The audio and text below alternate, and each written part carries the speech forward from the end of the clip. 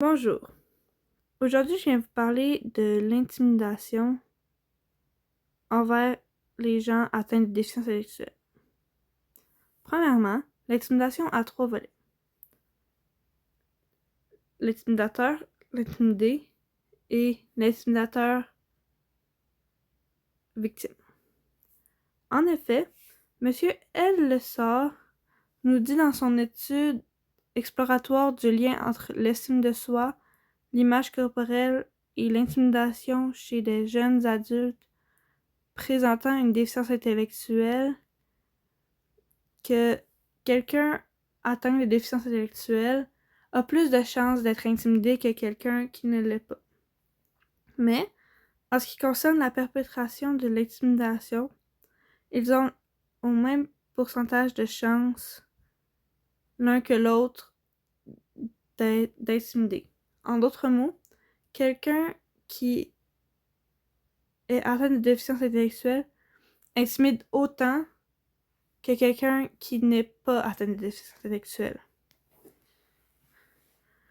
Deuxièmement, le groupe de personnes accompagnées qui est le plus concerné par mon sujet est les gens en bas âge. Parce que, comme le dit Monsieur L. Lessard, de façon percutante, une enquête réalisée au Royaume-Uni rapporte que sur un échantillon de 502 jeunes ayant une déficience intellectuelle âgés entre 8 et 19 ans, 82% d'entre eux indiquent avoir déjà été intimidés.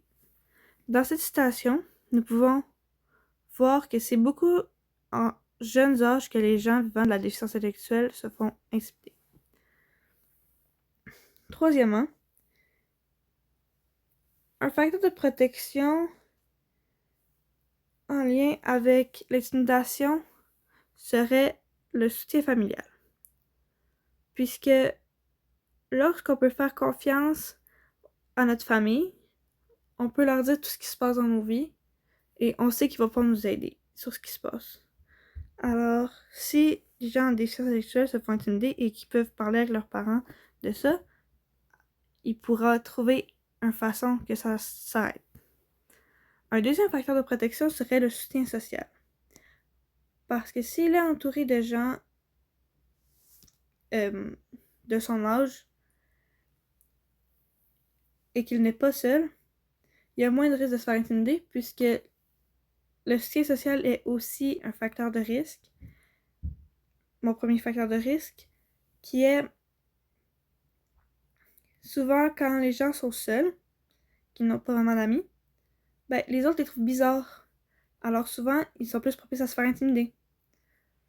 Un deuxième facteur de protection, de risque, un deuxième facteur de risque, l'inconformité aux normes sociales, parce que, comme l'Institut national de la santé publique du Québec nous l'explique, dans l'intimidation, de quoi parle-t-on?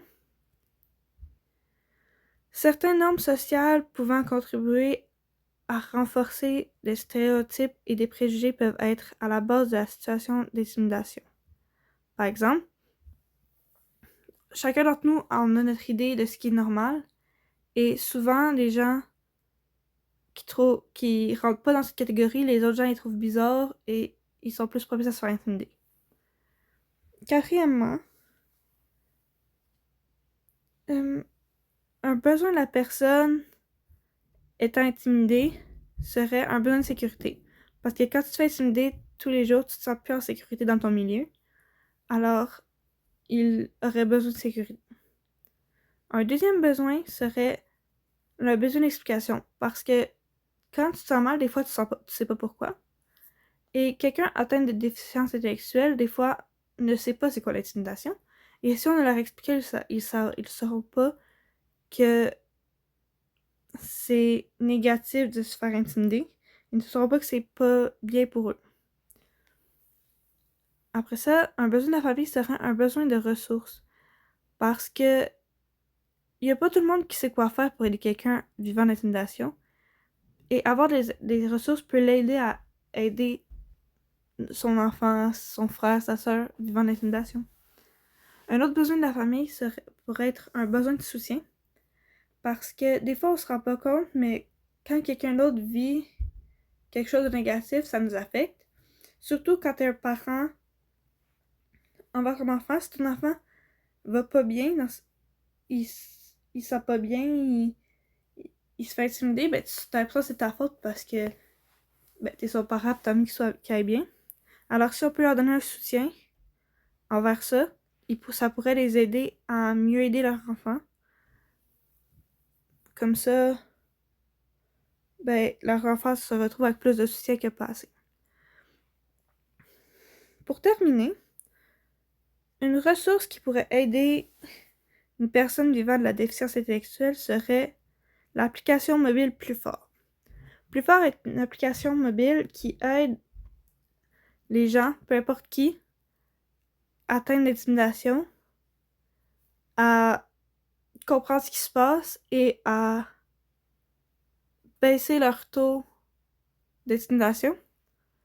En effet, dans leur description, ils disent « Les premières études montrent une diminution moyenne de près de la moitié de l'intimidation vécue après 4 à 6 semaines d'utilisation. » C'est une description de l'application dans leur site.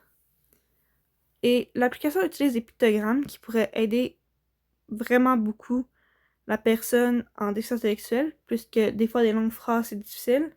Alors juste des pictogrammes qui leur fait comprendre ce qui se passe, ça pourrait les aider. Une autre ressource serait Vivre Grand. Parce que Vivre Grand, ça apporte un soutien à des gens vivant de la déficience intellectuelle ou un TSA. Et ils les aident à amener le respect de leurs droits. Et l'intimidation, c'est illégal. Mais ça peut être plus difficile aux gens en déficience intellectuelle de comprendre que c'est pas correct. Alors, Vivre Grand pourrait les aider à comprendre et à faire appliquer leurs droits pour qu'ils ne se fassent plus intimider. Merci.